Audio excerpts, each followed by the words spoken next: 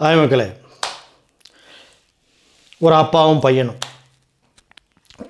ஒரு வில்லேஜில் நடந்து போயிட்டுருக்காங்க. ஒரு கிராமத்து சூழல்.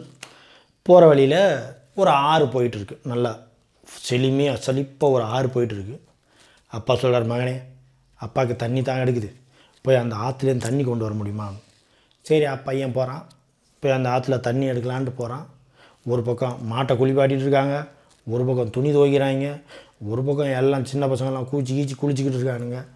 தண்ணி அப்படியே கலங்கி போய் குடிக்க முடியாத சூழலில் இருக்குது. உடனே அவன் யோசிக்கிறான், இந்த தண்ணியை நான் எப்படி எங்கள் அப்பா கொடுக்கறது? தண்ணி எடுக்காமலே வந்துடுறான். உடனே அப்பாட்ட வந்து சொல்கிறான், அப்பா இந்த மாதிரி சூழல் இப்படி இருக்குது.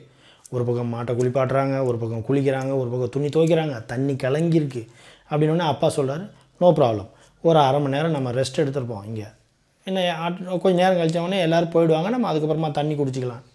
ஸோ ஒரு அரை மணி நேரம் அங்கே ஒரு ஓய்வு எடுக்கிறாங்க. கொஞ்சம் நேரம் கழித்து பார்த்தா எல்லோரும் மாடை குளிப்பாட்ட வந்தவங்க எல்லாருமே போயிடுறாங்க. துணி துவைக்க வந்தவங்க, குளிக்க வந்தவங்க எல்லோரும் போயிடுறாங்க. உடனே அப்பா சொல்கிறார், மகனே இப்போ போய் தண்ணி எடுத்துகிட்டு வா அப்படின்ட்டு. ஸோ இப்போ போகிறான், ஆற்றுக்கு போகிறான். பார்த்தா ஆற்று தண்ணி அந்த கலங்காலெலாம் இல்லாமல் மண்ணெல்லாம் கீழே பறிஞ்சு தெளிவாக போயிட்டுருக்கு. தெளிந்த நீரோடைன்னுவாங்களே, அந்த மாதிரி போயிட்டுருக்கு. சந்தோஷமாக அந்த சொம்பில் தண்ணி எடுத்துகிட்டு வந்து அப்பாட்ட கொடுக்குறான். அப்பா அந்த தண்ணியை பார்த்துட்டு பையனை பார்த்து சொல்கிறாரு, மகனே, இந்த வாட்டர் மாதிரி தான் நம்ம மைண்டுங்கிறது. சில நேரத்தில் ரொம்ப கலங்கி ரொம்ப குழம்பி போயிருக்கும். அந்த நேரத்தில் என்ன தெரியுமா பண்ணணும்? எந்த விஷயமே செய்யக்கூடாது.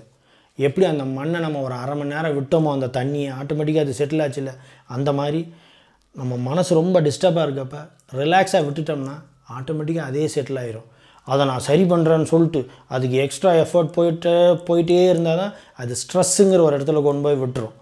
ஸோ வாழ்க்கையில் நிறைய விஷயங்கள் அதை நோண்டாமல் விட்டுட்டோம்னாலே அது பாட்டுக்கு இருக்கும். எந்த ஒரு ரிலேஷன்ஷிப்பில் கூட எல்லாத்துலேயுமேங்க இந்த டெக்னிக்கை ஃபாலோ பண்ணுங்களேன். ஒரு விஷயம் ரொம்ப நமக்கு சொல்யூஷனே இல்லை, அது என்ன பண்ணுறேன்னே தெரிலையா அப்படின்னா, ஜஸ்ட் லைக் தட் அதை அப்படியே விட்டுருங்களேன், ஆட்டோமேட்டிக்காக அதே சரியாயிடும்.